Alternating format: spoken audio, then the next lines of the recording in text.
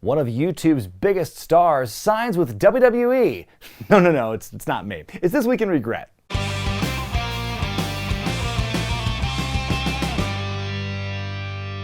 Hello and welcome to everyone. Well, a celebrity standout from this year's WrestleMania just inked an official deal with WWE. Logan Paul, the YouTuber, Pokemon card collector, and budding boxer, announced on Twitter Thursday he has signed a multi-year contract with WWE, which will include multiple events per year. It's definitely a polarizing signing for WWE, and I get why people are upset by this news, but I think it's also, at least for WWE, it's a positive piece of news because, Logan Paul obviously has this massive following. He's got almost 24 million subscribers on YouTube alone. So needless to say, he's got a lot of eyeballs on him. And when you're WWE and your whole MO is trying to get those eyeballs, trying to get those mainstream, those non-wrestling fans, those casuals, so to speak, and you want to try to bring them into the fold, I think it's probably a good choice to sign someone like Logan Paul. And it's not like he sucked at WrestleMania. I think he had a great performance there, and I think it's a small sign of what things could come if he continues down this path. So if they keep using him on a semi-recurring basis, I don't think I would be against it. Now, I understand, hardcore wrestling fans might be turned off by this. I mean, it's certainly indicative of WWE's lack of ability to make their own stars and get people eyeballs on them with their own people they develop in developmental. So, hey, let's just bring in a YouTuber and that'll take care of that problem for us. So I get that, but if it could potentially bring a larger audience into the fold just by his presence alone, then it could be better in the long term for everyone involved there. More eyeballs on the product, more eyeballs on the other wrestlers, and it just grows from there potentially. So as long as he can perform and entertain, and as long as what he is doing, as long as he's being used in a way that's not like taking away from other wrestlers who could be in a high profile spot, I think it's cool with me. It looks like we'll see more of what he has to offer at SummerSlam later this month, but let me know what you all think about Logan Paul being signed. That signing is no doubt a welcome distraction for WWE compared to what else dropped this week, as for the first time ever, a former WWE wrestler has corroborated a former referee's statement that Vince McMahon sexually assaulted her almost 40 years ago. In a piece published in New York Magazine earlier this week, Leonard Inzatari, better known as Mario Mancini, corroborated the accusation that McMahon had raped Rita Chatterton in the summer of 1986. Chatterton, WWE's first female official, claimed Vince demanded sexual favors in exchange for a lucrative contract. She went public with her accusation in 1992 and was sued by McMahon as a result, though the lawsuit never went anywhere. This new development comes on the heels of a Wall Street Journal report that McMahon has been paying women millions in his own cash to keep quiet about affairs with him. I think it's a good thing this story got published and that Mancini has come forward and corroborated Chatterton's story, because it reminds us that what we've only heard about Vince over the last several decades, it barely scratches the surface of what may really be going on there. No, I don't think Vince is going to get in any more trouble for the Chatterton story. That time has certainly passed, but she made an excellent point in the article where she was interviewed, and it says, she and the paralegal who's at the center of the new investigation, those can't be the only two cases. And so I feel that Vince may be protected now, doing his little appearances on TV and stuff in the wake of since the investigation broke and everything. But if more women come forward with stories like the paralegals or like Rita Chatterton's, it may not be for long. Well, a former NXT Women's Champion could be a free agent very soon. It's been reported that Io Shirai, who's been out with an undisclosed injury since April, has not signed an extension with WWE and could be free and clear this time next month. It's been said that Shirai wishes to return home to Japan to be closer to family. When she was active, I think Shirai was one of the most consistent bright spots on NXT, not just the women's division, but the entire show of NXT, especially during that black and gold era. She generally put on great matches, had a lot of really cool moments and accomplishments. Like some of my favorite moments of her involved her putting the trash can on top of herself before jumping off the top of the War Games cage, or diving off the top of the In Your House at TakeOver a couple of years ago. And whether she was a face or a heel, especially if she was a heel, oddly enough, she was definitely well beloved by the NXT fan base. If she chooses not to re-sign with WWE, I think it's that company's loss and anyone else's gain. If she goes back to Japan to be home with family, obviously Stardom seems like a likely candidate for her to move on from that, but obviously that's just speculative at this point. So, whether or not she signs or doesn't sign, I hope that she gets to perform and gets to, do what she does best at some point very soon. In other contract news, AEW's Dark Order is short another member.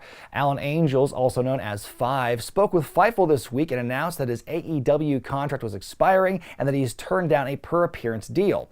In his interview, Angels says he wants to gain more experience in the indies and change his public perception as being, quote, the bottom guy in Dark Order. Again, I wish nothing but the best for Angels here as he's on his way out of AEW. He's only 24 years old, so he's theoretically got a lot of wrestling left to go ahead of him. Even though he wasn't exactly at the top of the totem pole in Dark Order, his experience in AEW will no doubt make him a hot commodity. It's valuable experience having worked on TV, especially at that age. So he's got a leg up over a lot of independent guys, a lot of his colleagues once he goes back to the indies. So best of luck to Alan Angels no matter where he goes, and I hope he gets the indie run that he's always wanted. An update now on Jeff Hardy as he is pleading not guilty to his most recent DUI charge. Hardy was arrested on June 13th in Florida for driving under the influence, his third such charge in 10 years. Hardy entered rehab on June 21st. He is currently suspended from AEW without pay until he can maintain his sobriety. All I can say about this is, judging from the dash cam footage we saw, good luck getting that plea to stick. In other news, former WWE and AEW wrestler Jake Atlas's domestic violence case has been dropped. It was reported earlier this week that officials declined to prosecute Atlas, real name Kenny Martinez, saying the case is not suitable for prosecution. Atlas was arrested back in May for allegedly getting violent with his boyfriend during a fight over a sexual encounter. A former wrestler whose career was halted due to the Speaking Out movement in 2020 is going to have to find new work. Again, it was reported this week that Joey Ryan was recently fired from Disneyland in California. Ryan worked briefly as a guide on the Jungle Cruise attraction on a probationary basis, but was not picked up for a full-time job. It's important to point out that Disneyland is not saying the sexual assault allegations against him are what led to his firing, but they did tell the LA Times that a background check, which is part of the screening process for employees, didn't bring up those accusations because they weren't linked to his real name. Ryan has denied the allegations against him and has filed slander and libel lawsuits against several of his accusers, though many of those suits have been dismissed. Well, in lieu of talking about my favorite thing in wrestling this week, let's turn our attention instead to Money in the Bank. The premium live event is happening this Saturday night in Las Vegas. Let's talk about those matches and give you my picks for who's going to win. Let's start with the U.S. Championship match as Theory defends against Bobby Lashley. Of course, the big emotional high point in this feud was a few weeks ago on Raw when they did a pose down and Theory squirted baby oil in Lashley's face. So yes, real blood feud we're having here for the U.S. Championship. My pick for this one, it's kind of tough because, Lashley's been on such a tear. He had a great showing in his feud with Omos and MVP, for instance, but they're really building Theory, man. I mean, I don't know if they're going to try and build up something with he and John Cena for SummerSlam as the rumor mill has been talking about, but I think that whether or not that match happens, I think it's smart to have Theory win. He is the younger guy. He's the U.S. champion. They clearly have some kind of goal and vision for him, so keeping him on a winning streak, I think, would be good here.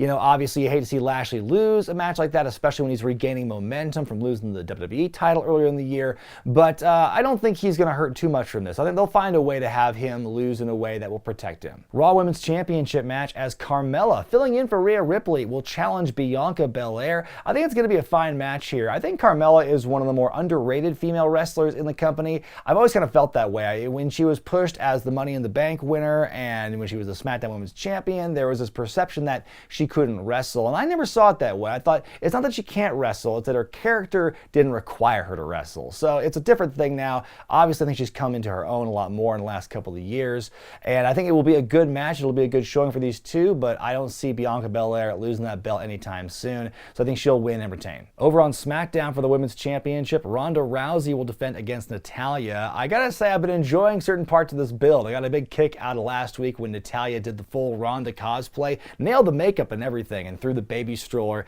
at Ronda's face. And the shots that have been taken at each other on Twitter have also been pretty incendiary as well to kind of add fuel to the fire.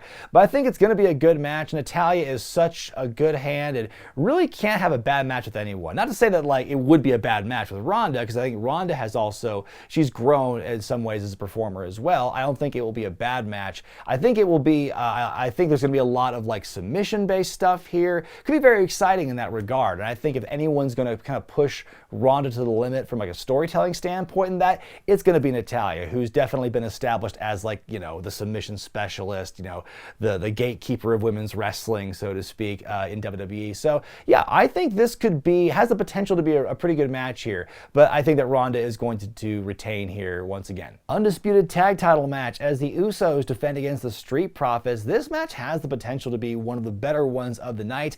Obviously, the track records that each team has speak for themselves. These guys are great performers, and these guys are dynamic and flashy and high impact. It's definitely going to get the crowd on the edge of their seat for this one. I think the Usos will retain. It's like there's no reason to bet against the Bloodline at this point, whether it's Roman or the Usos, because they seem to be in that rarefied air where they're just going to dominate all the time. And you're just kind of waiting, you know, whether, you know, not even talking about Roman Reigns for right now, who could knock the Usos off that perch and become the new champions? It could be the Street Profits. I could be wrong. I think the Usos will retain here, but I think that like the tag division's got to be something more than those two teams, you know? Like, I don't know when the New Day is going to get back into the conversation, but it's also got to be something besides that, you know? They've got to try and do something in the next, like, I don't know, short term to try and build up their tag division, have more teams, because it's the Usos and everyone else. The Usos, Street Profits, everyone else at this point, and it just seems like it's kind of academic. Moving on to the Money in the Bank ladder matches, beginning with the women's. I think this match has the potential to be kind of an underrated good one here. I'm excited for a lot of the women involved. I think that Asuka's going to have a good showing. I love Shotzi in general. I think that she's going to do great in that one. Raquel Rodriguez being in there, she'll be like the powerhouse of the match. You definitely believe they're going to see some like strong woman ladder stuff from her for sure. And Liv Morgan, whose star has just been kind of consistently on the rise, progressively gaining for the last year and a half or so. I think she's going to have a good showing as well. My prediction for this one, I think Lacey Evans is going to be the one to win this one. You know, who knows what her creative has been for the last like couple of months, bopping back and forth with Raw and SmackDown. She's a face, she's a heel, she's a face again. I don't know what they're going to do with her, but I do know they're clearly invested in her, and so I wouldn't be surprised if she ends up winning the briefcase here. Then there's the men's Money in the Bank ladder match. This one is a bit tougher for me to pick, not only because there's still, as of this recording, one open spot in the match, but also because I feel there's a few people in this who could really benefit from winning the briefcase, or where the story could be very interesting. I think Seth Rollins has been on such a tear this year that him winning the Money in the Bank briefcase could be a nice like prize for him, so to speak. I think Sami Zayn, his relationship with the Bloodline, I think would make him being the briefcase holder a very interesting storyline there. Even if he doesn't end up doing anything with it, I still think that, hey, it was fun when Otis won the briefcase a couple of years ago, so let's do a turn with Sami there. You know, obviously Riddle is on the rise as one of the fastest rising baby faces on Raw, so I could see him winning it. Whoever the unannounced person is, could be that as well. Honestly, I think that Drew McIntyre winning would be pretty cool. I think that it could justify him challenging Roman for the belt at Clash at the Castle in Wales later this year. So we could have like an announced like Money in the Bank cash-in sort of thing. Those are always different. And yeah, I think that it's one of those accomplishments he hasn't won yet. I think just kind of like check that box might be good for Drew. So yeah, I'm going to say Drew McIntyre is going to win. Well, that's going to do it for this week in Regret, folks. What do you think is going to happen at Money in the Bank on Saturday? Let me know in the comments section below, and I'll see you on the other side with my review of that event happening later this weekend. But until then, I'm Brian Zane, and I'll see you next time.